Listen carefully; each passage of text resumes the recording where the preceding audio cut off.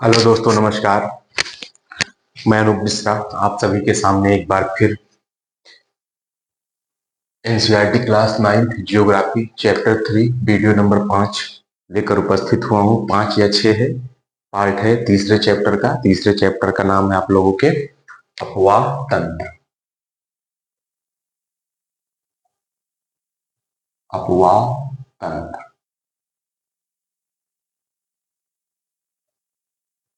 इसमें हम लोग थोड़ा सा आगे पढ़ेंगे। जैसे कि पुराने टाइम पे जब दूरदर्शन में टीवी सीरियल आता था, तो जैसे आज हम उसको जब देखने बैठते हैं तो पिछले यानी आज से एक दिन पहले क्या हुआ था 30 सेकंड में पूरा दिखा देता है। वैसे इस चैप्टर में उसी धारावाहिक क्रम के आधार पर मैं बताऊंगा कि इसके 1 से लेके 4 पार्ट के बीच में क्या हुआ है। रिकैप में अपवाह तंत्र मैंने पढ़ाया था। अपवाह तंत्र मैंने आपको बताया था दो है, उत्तर भारत का, एक दक्षिण भारत का। उत्तर भारत यानी हिमालय, दक्षिण भारत यानी प्रायद्वीपीय। तो उत्तर भारत में 3 अपवाह तंत्र थे। पहला सिंधु अपवाह तंत्र, दूसरा गंगा अपवाह तंत्र, तीसरा ब्रह्मपुत्र अपवाह तंत्र। और मैंने ये भी बताया था कि दक्षिण वाला बाद में पढ़ाऊंगा, पहले उत्तर वाला पूरा पढ़ा देता हूँ। तो सिंधु अपवाह तंत्र पढ़ाया। सिंधु अपवाह तंत्र में सिंधु नदी और उसकी अन्य 5 सहायक नदी झेलम, चिनाब, रावी, ब्यास और सतलज के बारे में पढ़ाया। कहाँ से निकलता, कैसे गिरता है, कब जाके सिंध में मिलता है। सिंधु तंत्र खत्म हो गया। फिर हमने गंगा नदी तंत्र पढ़ा है। गंगा नदी तंत्र में हमने गंगा नदी को दिखाया कि कहाँ से निकलती है और कैसे बंगाल की खाड़ी में जाके गिरती है। गंगा नदी में बाएं तट से मिलने वाली नदियां और दाहिने तट से बाएं तट से मिलने वाली नदियां जो गंगा में मिलती हैं, और दाहिने तट से जो मिलने वाली नदियां गंगा में मिलती हैं। तो मैंने सिर्फ गंगा का उद्गम स्थल बताया था। दाएं और बाएं साइड से मिलने वाली नदियां कहाँ से निकलती हैं और कहाँ पे गंगा में मिलती हैं ये नहीं पढ़ाया था, ये मैं आज पढ़ाऊंगा। तो इस तरह गंगा नदी तंत्र खत्म हो जाएगा। फिर तीसरा नदी तंत्र बचेगा, ब्रह्मपुत्र नदी तंत्र। तो ब्रह्मपुत्र नदी तंत्र इसके अगले वीडियो में आएगा, उसको जब पढ़ा दूंगा तो ब्रह्मपुत्र नदी तंत्र खत्म हो जाएगा। तब जाके उत्तर भारत या हिमालयी नदियां खत्म हो जाएंगी। उसके बाद हम प्रायद्वीपीय नदी में पश्चिमी घाट या पूर्वी घाट की नदियां पढ़ा के, उसके बाद झील, जलप्रपात, झरना, ये सब पढ़ा के खत्म कर देंगे। ठीक है दोस्तों, आइए तो हम लोग चलते हैं किस पर, गंगा नदी तंत्र। गंगा नदी तंत्र। गंगा नदी तंत्र में दो चीजें हैं। एक है बाएं तट और दूसरा है दाएं तट। तो मान लीजिए गंगा नदी ऐसे बह रही है, तो हमने क्या बताया था, राम गंगा, गोमती, घाघरा, गंडक, कोसी, महानंदा, ऐसे बताया था ना। तो यहाँ ऐसे लीजिए, राम गंगा, गोमती, घाघरा, गंडक, कोसी, महानंदा। ठीक है। इस तरीके से यमुना, यमुना में इसी में चंबल, सिंध, बेतवा, केन, फिर टोन्स, फिर सोन, ये सारी नदियां आके गंगा में मिलती। आज इन्हीं नदियों का हम पढ़ेंगे, ये सारी नदियों का कहाँ से निकलती हैं और किस स्थान पे गंगा में आके मिलती है, उस स्थान का नाम क्या है और उस नदी की विशेषता क्या है। और हम पढ़ेंगे यमुना नदी और उसकी सहायक नदियां 4 हैं, चंबल, सिंध, बेतवा, केन। उसके बाद टोन और सोन नदियों के बारे में पढ़ेंगे, ये कहाँ से निकलती है और किस स्थान पर गंगा में मिलती है। इस तरह गंगा नदी तंत्र खत्म हो जाएगा।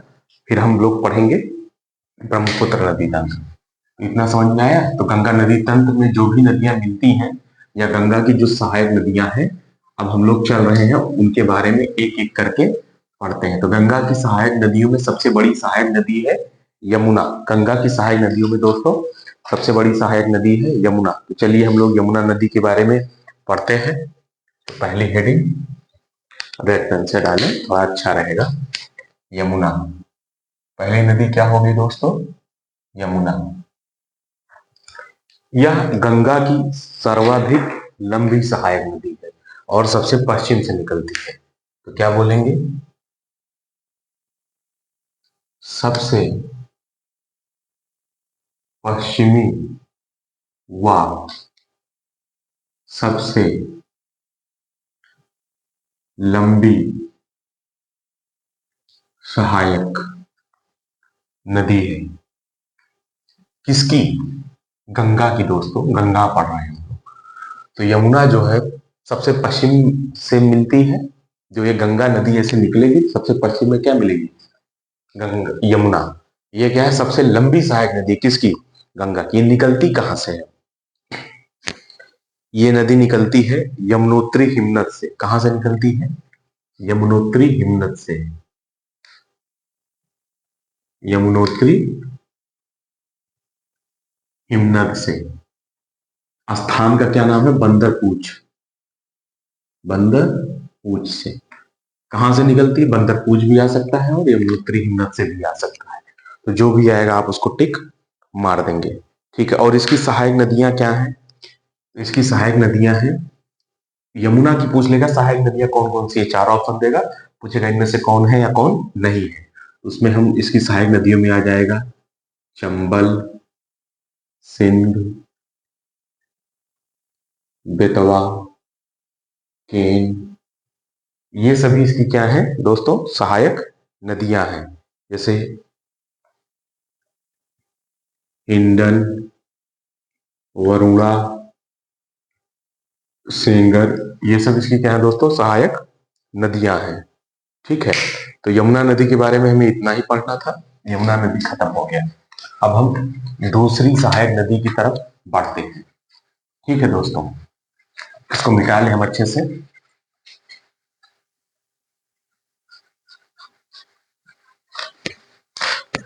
दूसरी सहायक नदी है चंबल नदी।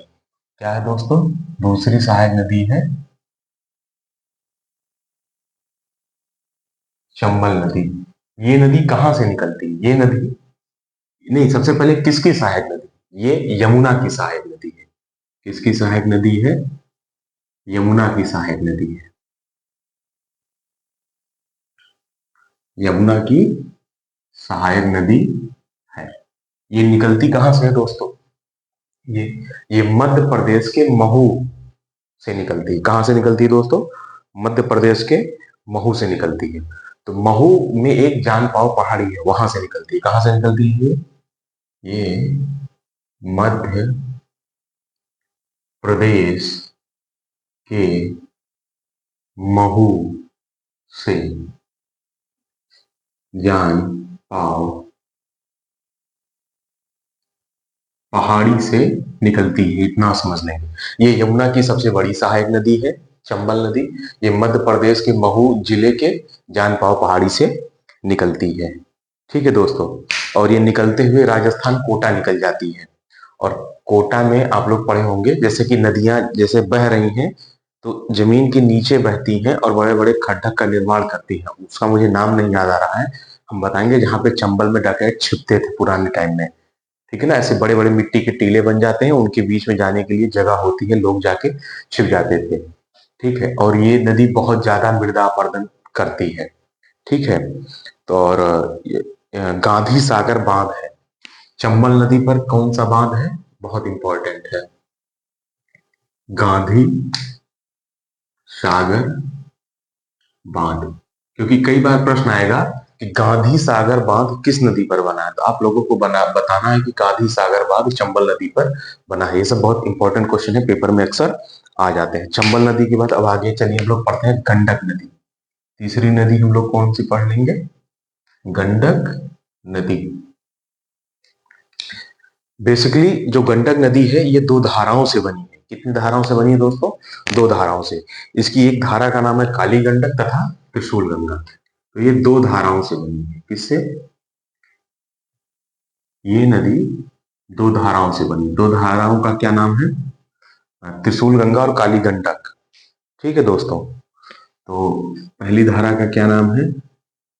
काली गंडक प्लस त्रिशूल गंगा। तो प्रश्न सबसे पहले गंडक नदी से जो ये बनेगा गंडक नदी किन दो धाराओं से मिलकर बनी है, तो आप बता देंगे गंडक नदी काली गंडक प्लस त्रिशूल गंगा के मिलन से काली गंडक गंडक नदी का निर्माण होता है। ठीक है ना। ये जो गंडक नदी है इसकी एक विशेषता ये है कि ये यूपी और बिहार के, जैसे ये मान लीजिए यूपी है और ये आपका बिहार है, यूपी और बिहार के बॉर्डर निर्धारित करती है, एक ये भी आप कह सकते हैं। या ये कह सकते हैं गंगा में मिलने वाली उत्तर प्रदेश की आखिरी नदी कौन सी है, तो आप वो गंडक बोल सकते हैं। ठीक है दोस्तों, ये नदी निकलती कहां से है? ये नदी नेपाल हिमालय से निकलती। कहां से निकलती है दोस्तों? नेपाल हिमालय से। वो भी नेपाल हिमालय में कहां से निकलती है? धौलागिरी और माउंट एवरेस्ट के बीच से निकलती है। कहां से दोस्तों? धौलागिरी प्लस माउंट एवरेस्ट के बीच से। कहां से? के बीच से। ठीक है दोस्तों, ये नदी कहां से निकलती है? नेपाल हिमालय में से, नहीं आप इसको में, नेपाल हिमालय में धौलागिरी प्लस माउंट एवरेस्ट के बीच से निकलती है। ठीक है दोस्तों, और ये नदी गंगा में कहां पर मिलती है? तो पटना प्रमंडल में एक जगह है सोनपुर, तो सोनपुर के निकट एक गंगा में मिलती है। कहां पर? पटना के निकट। पटना के निकट कहां पर? सोनपुर में। कहां पे मिलती है? गंगा में मिलती है। ठीक है ना, तो गंडक नदी गंगा में कहां पर मिलती है? पटना के निकट सोनपुर में गंगा में मिलती है दोस्तों। ठीक है, ये चीजें समझ में आई। चलिए अब इसको हम मिटा देते हैं। इसके बाद हम लोग पढ़ेंगे घाघरा नदी। ठीक है, चौथी नदी आप लोगों की हो जाएगी घाघरा। बहुत लोग घाघरा के बारे में और सरयू के बारे में थोड़ा सा एक भ्रांति है, उसको आप लोग दूर कर लीजिए, अभी मैं बता दूंगा। मैं अयोध्या जिले का निवासी हूँ, और अयोध्या जो जगह है या जिला है उत्तर प्रदेश का, वह सरयू नदी के किनारे है। ठीक है, तो सरयू नदी आगे चल के घाघरा नदी में मिल जाती है। कुछ लोग सरयू को घाघरा समझते हैं और घाघरा को सरयू, दोनों अलग अलग नदियां हैं। आगे चल के सरयू घाघरा में मिल जाती है, सरयू की धारा बड़ी है, सॉरी घाघरा की धारा बड़ी है। ठीक है, अगली नदी होगी आपकी घाघरा नदी। चौथी नदी आपकी हो गई घाघरा नदी। ये नदी कहां से निकलती है? मापचाचुंग ग्लेशियर से निकलती। कहां से निकलती है दोस्तों? मापचाचुंग ग्लेशियर से निकलती है। ठीक है, तो घाघरा नदी कहां से निकलती है? यह नदी मापचाचुंग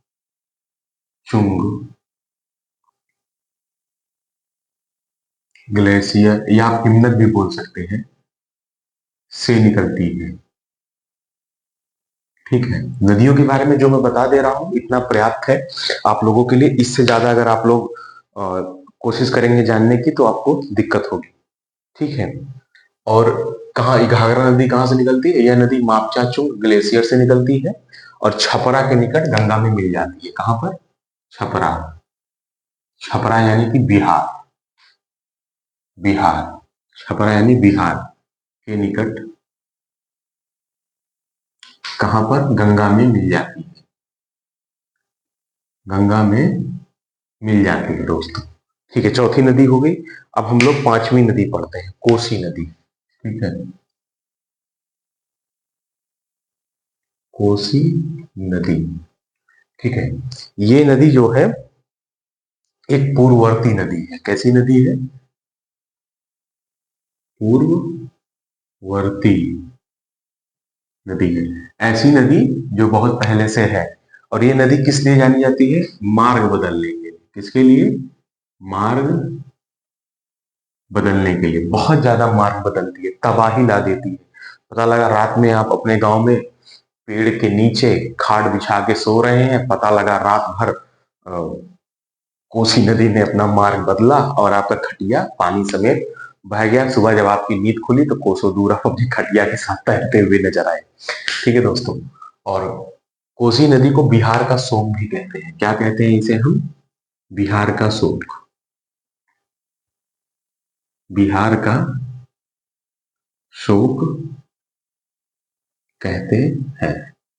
ठीक है, इसके लिए सरकार ने बहुत सारे कार्य किए। ठीक है दोस्तों, लेकिन सरकार के द्वारा बहुत से कार्य हुए, सोचा गया कि चलिए कुछ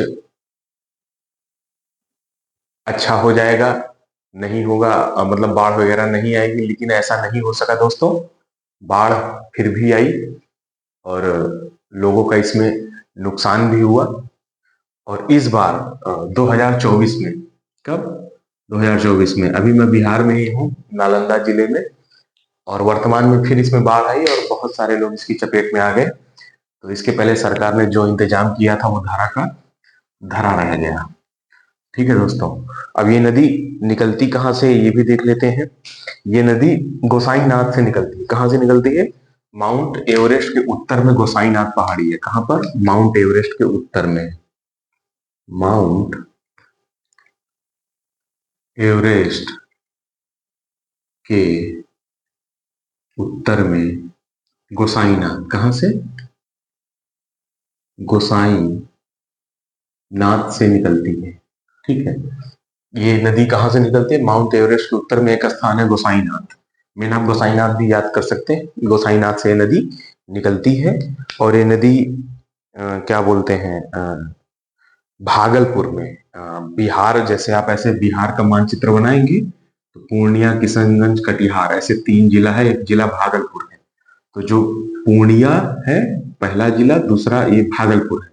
तो पूर्णिया और भागलपुर, तो भागलपुर दूसरा जिला है, मतलब बिहार का सबसे पूर्वी जिला जो बंगाल बॉर्डर के पास है, तो यहाँ पे है। तो ये नदी भागलपुर में, कोसी नदी भागलपुर में, बिहार में मिल जाती है, यानी कि भागलपुर के निकट, भागलपुर के निकट यह नदी गंगा में मिल जाती है, मिल जाती है। ठीक है दोस्तों, इस नदी के बारे में इतना ही। पूर्णिया और भागलपुर मुझे क्यों इतना अच्छे से याद है? पूर्णिया में मैंने प्री दिया था बीपीएससी के थ्रू, और मेंस मैंने दिया था भागलपुर में बीपीएससी के थ्रू, पीजीटी टीचर के लिए। और वर्तमान जिला मुझे नालंदा मिला है और ब्लॉक राजगीर मिला, जहां मैं जॉब कर रहा हूं, तो इसलिए बहुत अच्छे से याद है। और भागलपुर और पूर्णिया की एक विशेषता और है, वहां पे जब हम पहुंचे तो उन लोगों से हमने कहा, स्टेशन पे थे, हमने कहा भाई इस विद्यालय में जाना है, मेरा यहाँ पेपर है, और कितना रुपया लेंगे आप, जैसे हम लोग नॉर्मल बोलचाल की भाषा जो इंडियन करेंसी है बोलते हैं। तो उन्होंने कहा 20 टका लगेगा।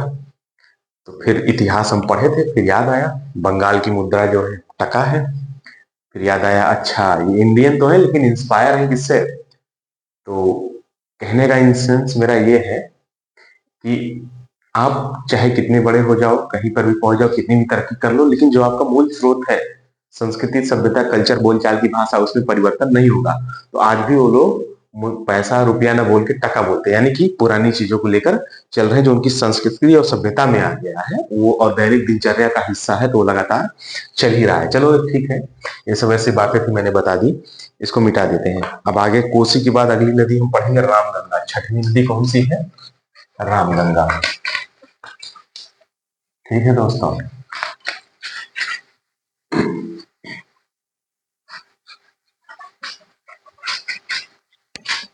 छठवीं नदी कौन सी है? रामगंगा।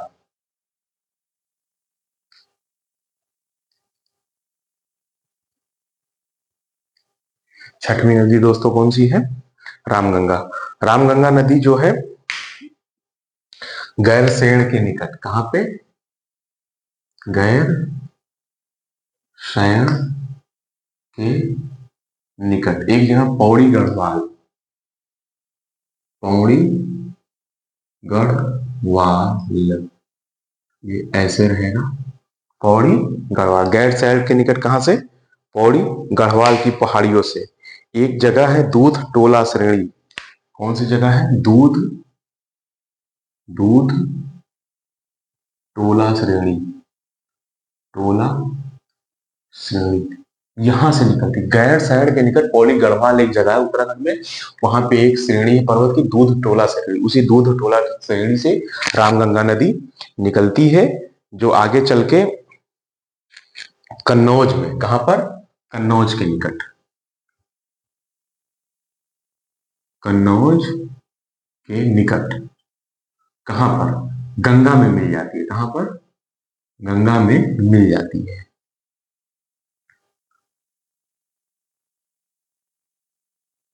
ठीक है दोस्तों, ये चीजें समझ में आई।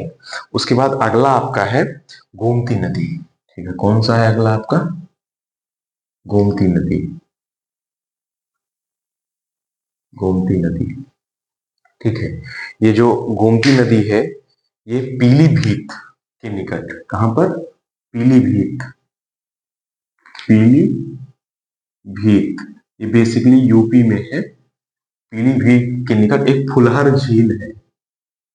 फुलहर झील से निकलती है।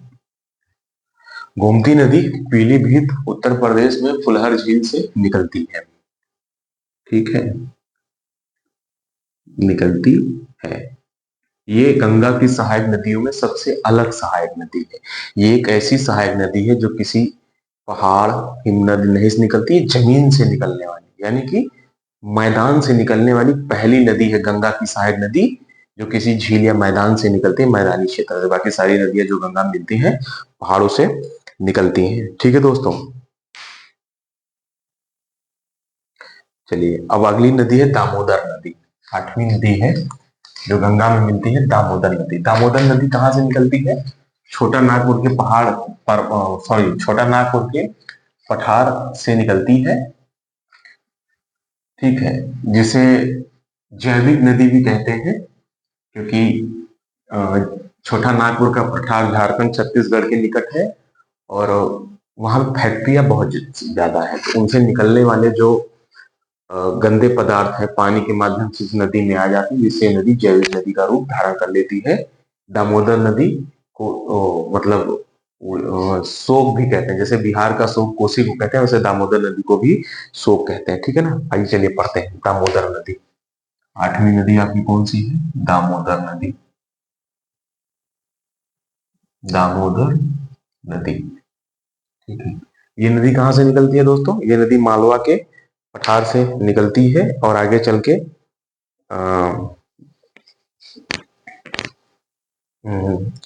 उसमें क्या बोलते हैं, हुगली भी इसकी सहायक नदी है, बराकर भी सहायक नदी है, हुगली में जाके मिल जाती है। दामोदर नदी कहाँ से निकलती है? छोटा नागपुर के पठार से। कहाँ से? छोटा नागपुर के पठार से निकलती है। नागपुर के पठार से निकलती है।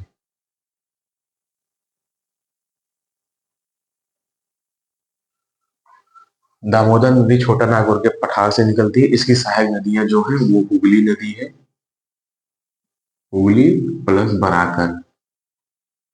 बराकर, ये दोनों कैसी नदियां हैं? इसकी सहायक नदियां हैं। ये इसकी सहायक नदियां हैं दोस्तों। ठीक है, और इसी नदी पर दामोदर घाटी बहुउद्देशीय परियोजना है। दामोदर नदी पर ही दामोदर नदी घाटी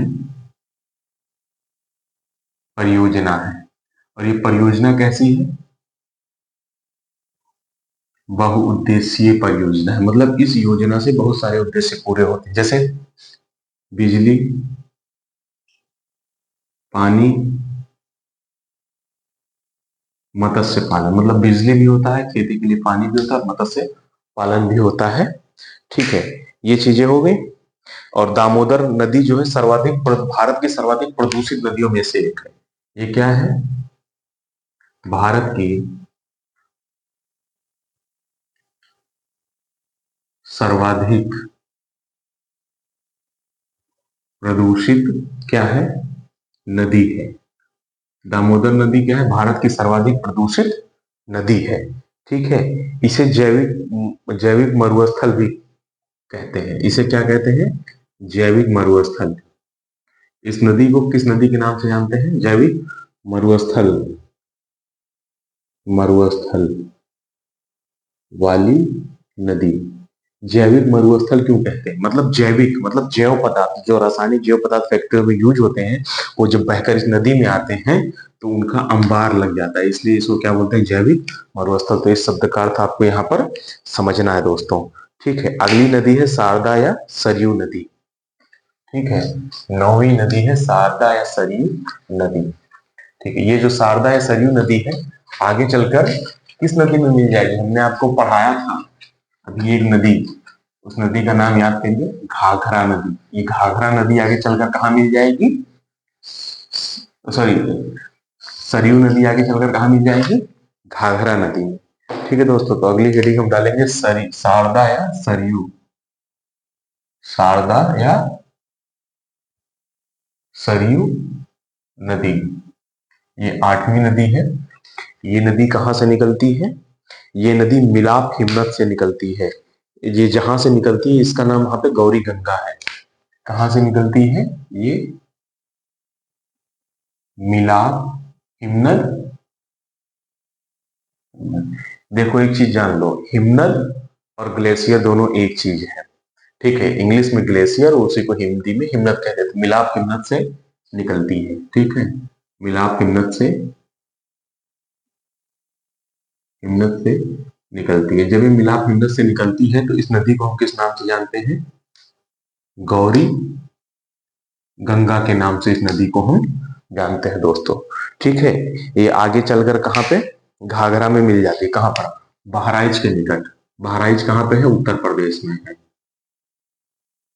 बहराइच के निकट घाघरा में मिल जाती है।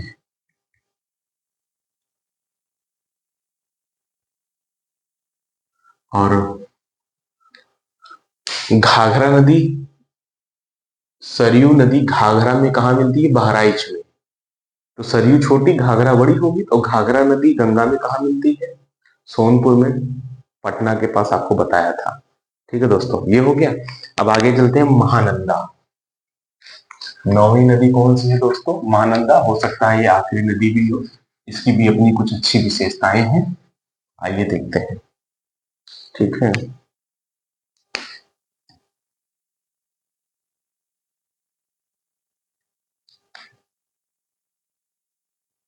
यह नदी आखिरी नदी है। कौन सी, आखिरी नदी है। कैसी, बाएं तट की, बाएं तट की, जो गंगा में मिलती है। कहा, जो गंगा में मिलती है। ये बहुत इंपॉर्टेंट है दोस्तों, याद करना।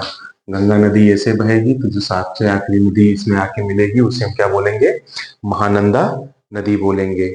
ठीक है, ये नदी निकलती कहां से, दार्जिलिंग की पहाड़ियों से। कहा निकलती है, दार्जिलिंग की पहाड़ियों से। दार्जिलिंग की पहाड़ियों से। जब आप भारत का मैप देखेंगे, भारत के मैप में जब आप पश्चिम बंगाल को टच करेंगे तो चिकन नेक के लिए जो ऐसे रास्ता, ये चिकन नेक हो गया और ये इधर का नीचे बंगाल हो गया, चिकन नेक आपका सिक्किम हो गया। तो बंगाल का सबसे उत्तरी हिस्सा जो है वहां पे पहाड़ियां हैं, उस पहाड़ी को हम क्या बोलते हैं, दार्जिलिंग पहाड़ी। तो इसी दार्जिलिंग पहाड़ी जहाँ पे चाय पत्ती की खेती होती है, सबसे ज्यादा A1 क्लास की, जो वर्ल्ड क्लास भेजी जाती है भारत में, काली चाय, तो ये दार्जिलिंग की पहाड़ियों से वहीं से निकलती है, यानी कि पश्चिम बंगाल राज्य। ठीक है, ठीक है दोस्तों। और एक आखिरी नदी बची है जिसे हम लोग सोन नदी बोलते हैं, उसको भी पढ़ लेते हैं, उसके साथ गंगा की सारी नदियां खत्म हो जाएंगी।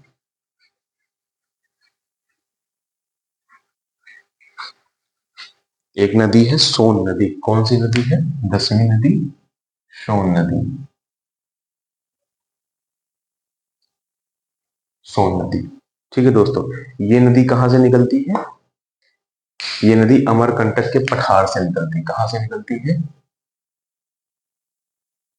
अमरकंटक के पठार से। जब आपको दक्षिण भारत की नदियां पढ़ाएंगे तो एक नर्मदा नदी है जो वो भी यहीं से निकलती है, लेकिन वो क्या है, प्रायद्वीपीय नदी है। लेकिन यहीं से एक नदी और सोन नदी निकल रही है जो हिमालयी नदी है। ठीक है दोस्तों, जो गंगा में जाके मिल जाती है।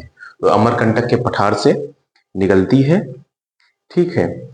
और आरा के समीप ये कहां पर मिलती है? गंगा में। आरा एक जिला है, आरा।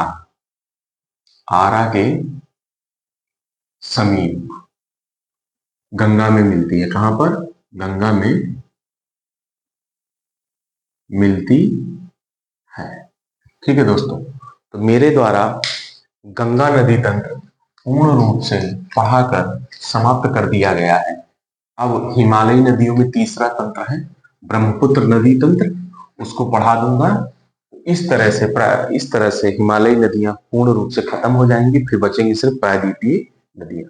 ठीक है दोस्तों, मेहनत करिए, लगे रहिए, आगे बढ़िए, अपने से बड़ों का सम्मान करिए और छोटों को सम्मान दीजिए, प्यार मोहब्बत से रहिए, महिलाओं को सुरक्षित नजरिए से देखिए और उनके प्रति वफादारी रखिए। चलते हैं, तब तक के लिए जय हिंद, जय भारत, नमस्कार, राम राम दोस्तों।